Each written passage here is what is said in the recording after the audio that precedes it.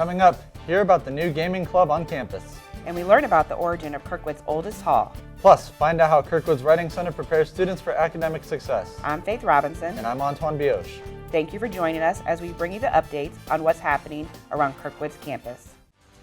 From the campus of Kirkwood Community College, this is KSP News.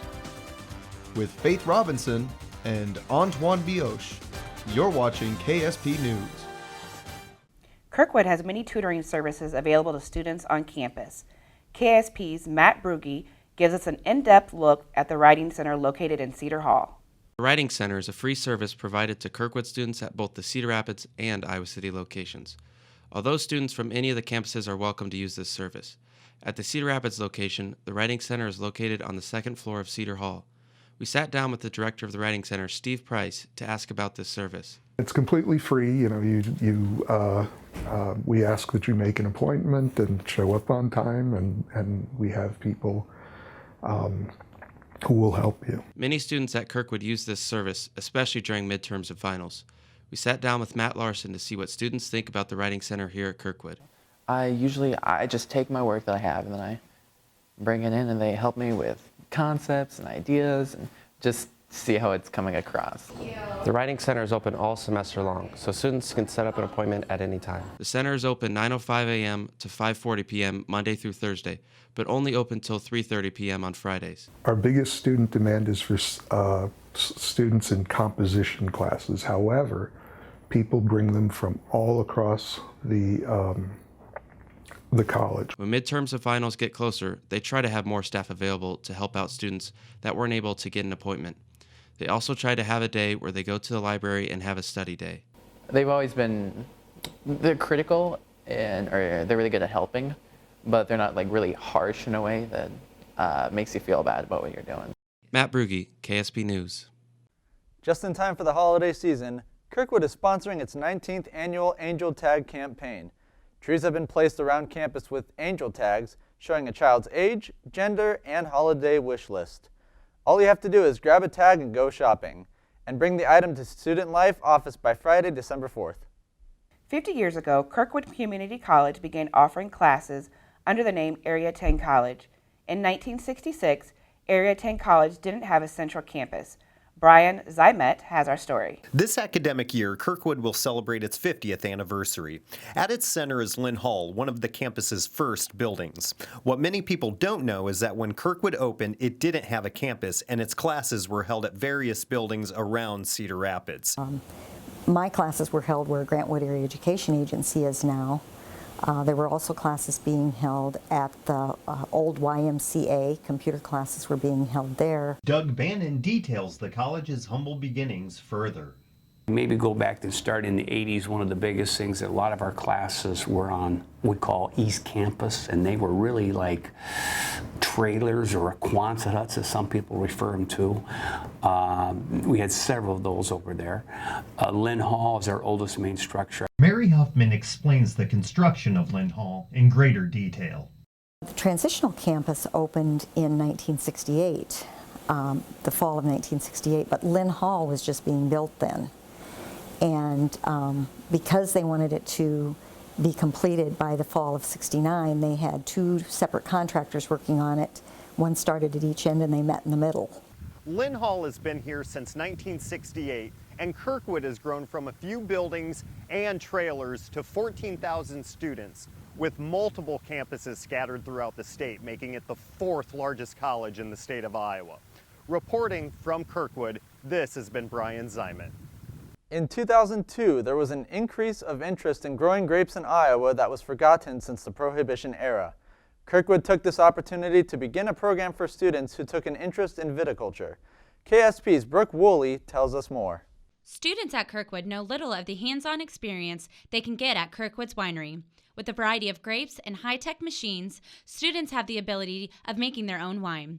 Kirkwood student Diane Hollenbeck talks about her experience in the viticulture program. This class is all hands-on. From the day we started until today, everything has been hands-on. So we started day one out at the vineyard, picking grapes, bringing them in after harvest season, and just processing grapes into what you see here today. Now, students do have the option of getting a vineyard management certificate, a winemaking and wine facility management certificate, or simply take it as an elective. The viticulture program was started in 2008 to expand the agricultural program. Head instructor Lucas McIntyre directs his students in the process of winemaking. The average class size is running around 10 students, and it's always a mix of boys and girls. Not only do students get to be out in the vineyards, but they also work on the wine process in the classroom. Currently, students are working on disgorgement of yeast in champagne. A champagne term where we're basically riddling the yeast that did the secondary fermentation inside the champagne bottle into the neck of the bottle so that we can freeze that into an ice plug and then open the bottle and shoot that out. You can find their champagne and wines in the Kirkwood Hotel and select stores. Go try some wines. It'll make you live longer. Brooke Woolley, KSP News. Check out the music performances in Ballantine Auditorium for the month of December. Kirkwood Student Ensemble's recital is on December 1st at 11:15 a.m. The Kirkwood Concert Choir and RSVP is on December 4th at 7:30 p.m. and the Kirkwood Concert Band is on December 12th at 7:30 p.m. Coach Peterson and the men's basketball team started training for the current season in early August. The regular season started in early November, and the Kirkwood Eagles will continue in the spring semester. KSP's Malcolm King tells us more. The Kirkwood basketball season is currently underway. We'll find out this season if their early practices and hard work during the preseason pays off. The men's basketball team has a total of 17 players on the roster this season. This includes 7 sophomores and 10 freshmen. 2 of the key players are Altavius Jackson and Kristen Wilson. We talked to Wilson about his vision for the team this year. As a team, I just want to take my team to nationals and just get a bond, an unbreakable bond with my teammates. Freshman shooting guard Tate Jackson also speaks about the team and their determination.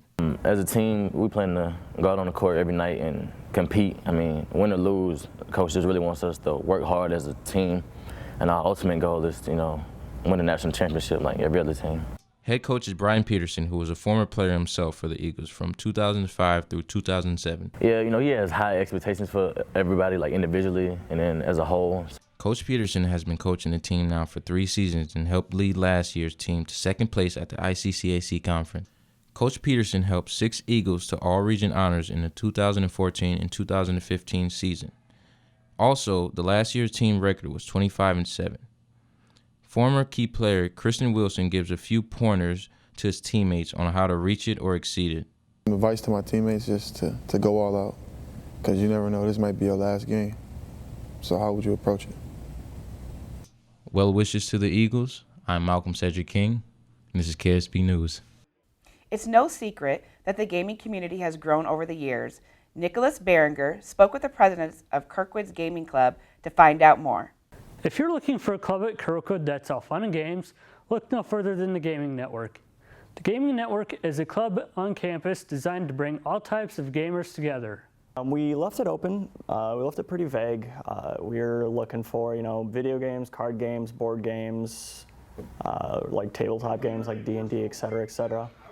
We've definitely discussed all of them in the past. Co-presidents Andrew Rawolf and Andrew Hershey founded the group as friends out of a mutual interest in gaming. I think we started it fall of 2014. Yeah, me and my friend Andrew saw that there wasn't a gaming club, so we're like, why not make our own? Currently, their group is rather small, with only 30 people on the mailing list and 10 regular members.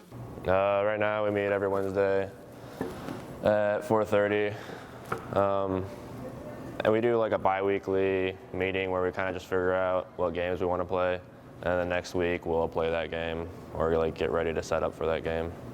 Anybody interested can attend their weekly meetings at 127 Nielsen Hall. If you like video games, you should join, because we're in it for the fun of playing games. We play just about anything. We don't care, as long as we can have fun playing it as a group, we'll do it. Nicholas Berninger, KSP News. That is all for this edition of KSP News. We thank you for watching, and we'll see you next time.